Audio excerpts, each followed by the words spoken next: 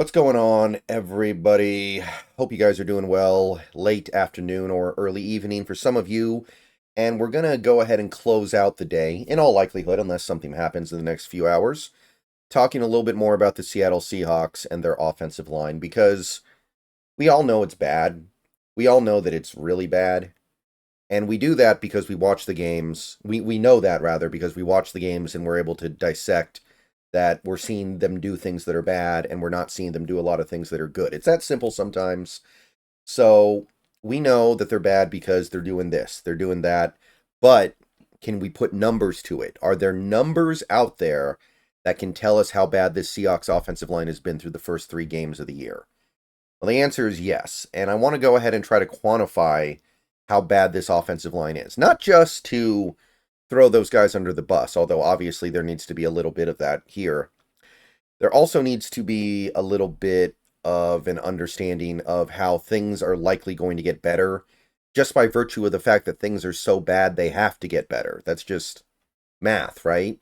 When you're at the bottom, it's really, really hard to go down, and it's really, really hard to stay where you are. You probably get better, even if it's a little bit better. And think about what this team could be if things got a little bit better.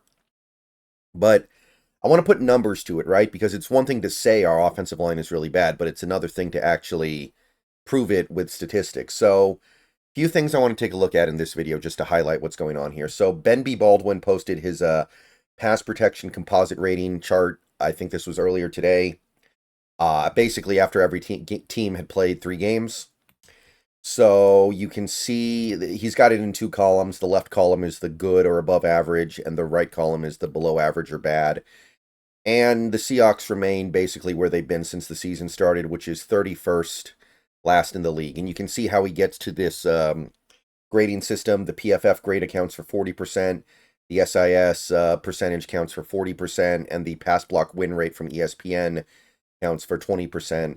And you mash these numbers together and you get a composite score. And you can see that right now the worst offensive line by far in the NFL is the Rams, but the Seahawks are clearly second, and then you have the Patriots way ahead of them, and then you have the Browns a good deal ahead of them, and then things start to run together a little bit. You start getting a lot of teams that are kind of in the same area.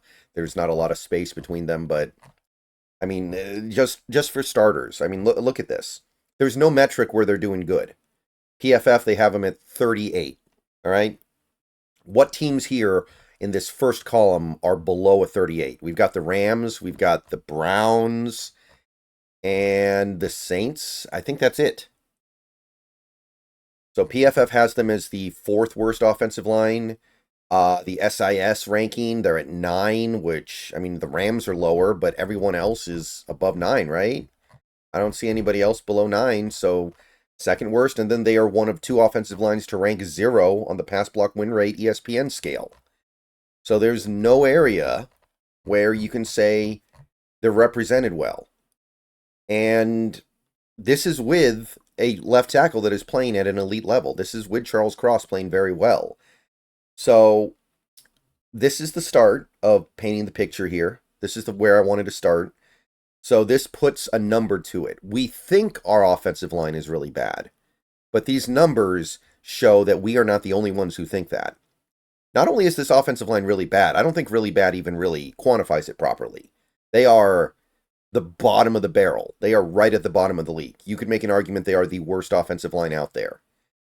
We also got this tweet from Nemhauser highlighting another area where this offensive line is falling short, although this might be more of a general pass protection thing rather than just the offensive line, still mostly the offensive line.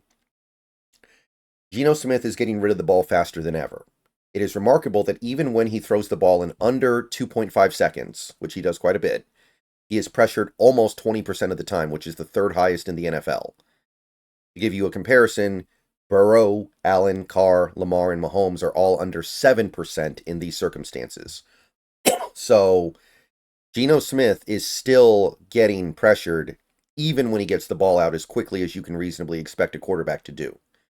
So this highlights how even when the team is doing the right thing to adjust for having this really, really poor offensive line, they're still being negatively affected in a way that these other teams are not.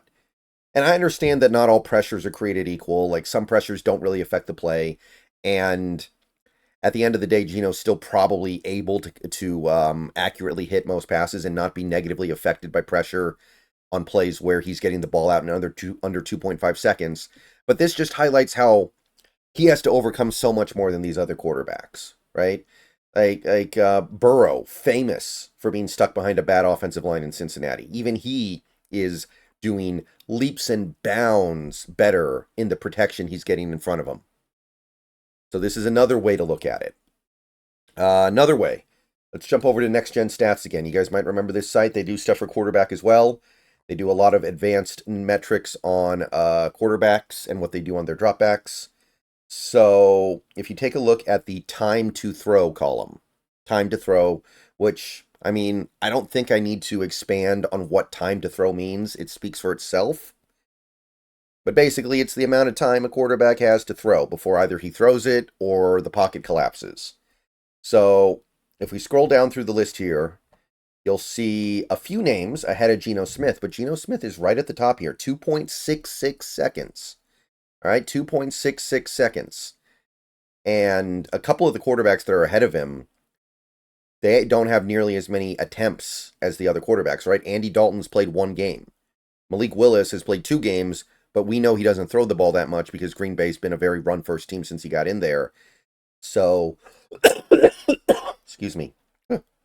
So Geno Smith, and by the way, Skylar Thompson, you could also say this same thing about him, right? He's technically 1/100th of a second ahead of Geno. So he's kind of, you could say the same about him, right? He hasn't played that much. So Geno Smith is near the top. You go through the list here, you can see how many names there are beneath Geno Smith. Guys who have more time to throw, significantly more time to throw. We have 4 guys that have over 3 seconds to throw on average. Jalen Hurts has 3.17 seconds. Now, part of that is because of the way that Jalen Hurts plays. Some of that's kind of an indictment on him. But you can see a pretty clear difference in the way Geno Smith is playing football versus how most other NFL quarterbacks are playing football. And I know the difference is sometimes only a tenth of a second or 0.2 of a second. But when you're talking about measurements of time this small, it's a big deal. That amount of time matters. Okay. So that's another way to look at it. Here's another one. Let's go to Pro Football Reference. They do some fun stuff with pressure as well. Pocket time. They have a stat called pocket time.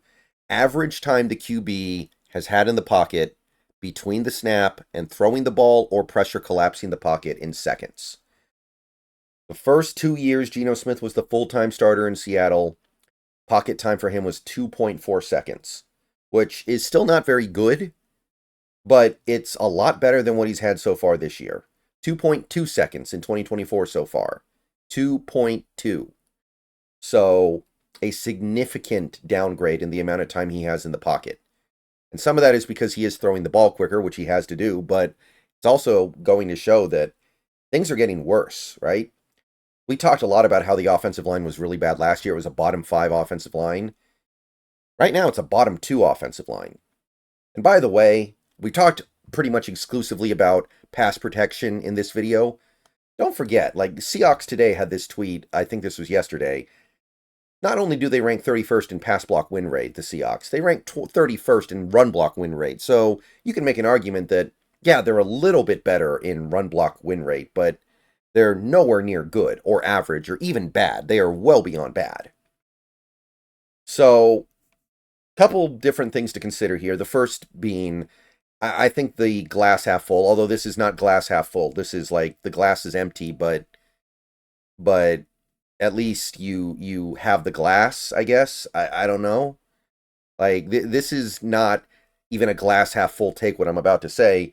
It can only get better because of how atrocious it is. They only have a little bit of room to go down, and far more likely as they start going up, especially if they keep the same guys in there from week to week. One of the big problems is they can't establish continuity because people keep getting hurt, people keep getting pulled in and out. That's not to say that I don't advocate for maybe switching it up and putting in a Christian Haynes instead of Anthony Bradford, but that's just because Bradford has been so unplayably bad that I don't think continuity is going to fix that. So that's part of it, but we also got to really talk about how unplayably bad this offensive line has been. And the other teams with really bad offensive lines, they're not really having a lot of success for the most part this year, right? I mean, I guess Minnesota's down here too. A lot of these teams have losing records to start the season. We got some 0-3 teams down here near the bottom. So it's not a one-to-one correlation, but the better offensive lines are having better success to start the season by and large. And for the most part, we can say that starting 3-0 with an offensive line playing this poorly, independent of anything else with the team, because I could go into more advanced metrics about how the running backs, both of them, have done an incredible job overcoming poor blocking. It's kind of a miracle that you're 3-0 right now with this bad of an offensive line, and it just makes you wonder, what are they going to be if they can even get up to like 25th or 24th, which should not be unreasonable. All right, I'll see you guys later. Go Hawks. Let me know what you think down below.